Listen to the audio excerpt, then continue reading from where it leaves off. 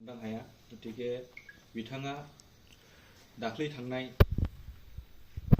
13/2/2026 3टा द'साव जोंखौ नागारना अराय समनि थाखाय गालांबाय।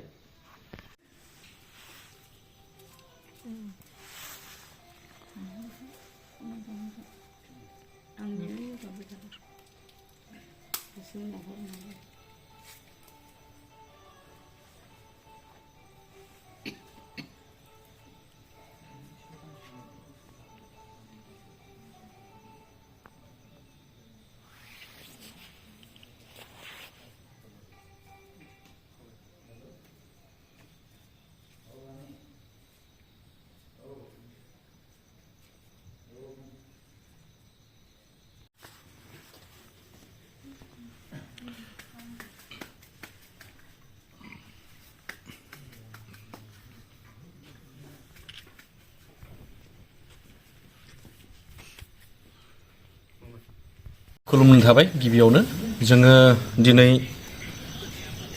थांनाय 13 अक्ट'खालि शुक्रबार थांनाय शुक्रबार खालि जोंनिनो सनितपुर जिल्लानि सासे गागि महरगिरि मेथाइ खनगिरि आसिनाथ बर' बिथाङा सासे गुदि फरायसालिनि गाहाय फोरोंगिरिबोमोन। जोंनि हालामनि गरमारा सान्तिपुर मुंनि थुनलाइ आफाद गुदि थुनलाइ आफादनिबो बिथाङा आफादगिरि जाखांबायमोन। लोगोसेनो सनितपुर जिल्लानि बारग' हारिमु आफादनि गाहाय नेहाथारिबोमोन बिथाङा। सामाजिक समाजजों सोमोन्दो थानाय सासे राफोद महरगिरि मेथाइ खनगिरिमोन। बिथांखौ जोंनि हालामाव खुगा मेथाइनि राजा होननानै मिथियोमोन। बिथाङा माखासे बारलांनाय समाव जोंजों लोगोसेनो लैथोमानि दाहार, जायख्लङाव बेमा जे, गोरबो एलबाम बायदि बायदि सिनेमायाव बिथाङा फाव खालामदोंमोन। बिथाङा सुगार बेरामाव एसे नाख्रेबजानानै दङमोन। गतिके दाख्लै थांनाय शुक्रबार खालि 13 अक्ट' फेब्रुवारि 2026 मायथाइ बिथाङा रुंसारि जालांबाय, जोंखौ गारनानै थांबाय। बेखायनो जोंनि सनितपुर जिल्ला बिसानिफ्राय बिथांनि न'खराव फैनानै एसे रायदावनाय हिसाबै आरो लोगोसे बिथांनि जिउमानि थाखाय जोङो दिनै मोनसे आलारि बाथि सावनाय हाबाफारि लादोंमोन। बेखौ जोंनि बावैसो सावखांबाय।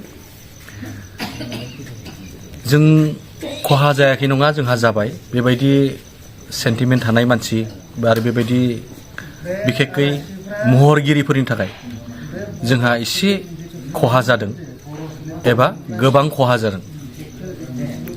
मानोना गासैबो आयदायाव रोंखा राखाब्लाबो माबेबा खामानिखौ सोरबा मानसिया मावफुंनो हाया। थिग बेबायदिनो बिथाङा फोरोंगिरिमोनब्लाबो थुनलाइगिरिमोनब्लाबो जोंखौ गावहा मेथाइ खनसे खननानै आरो जोंखौ सावथुन मुलुगावबो प्रडिउसारबोमोन बिथाङा। आं मोनसे बाथ्रा बुंनो बावदों, बिथाङा प्रडिउसारमोनबो। जायख्लङाव बेमाजियाव बिथाङाबो दङमोन।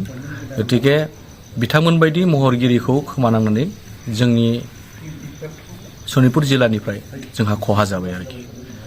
बेखायनो बिथांनि जिउमाया सोरगोआव जाहाथे आलो गोजोन थाहै हायो, बेखायनो जोङो दिनै मोनसे बिबार बावनायजों लोगोसे मम साखि सावफैनानै बे हाबाफारिखौ मावफुंफैबाय आरोखि जों बिसा सनितपुर जिल्लानिफ्राय। गोजोन्थों।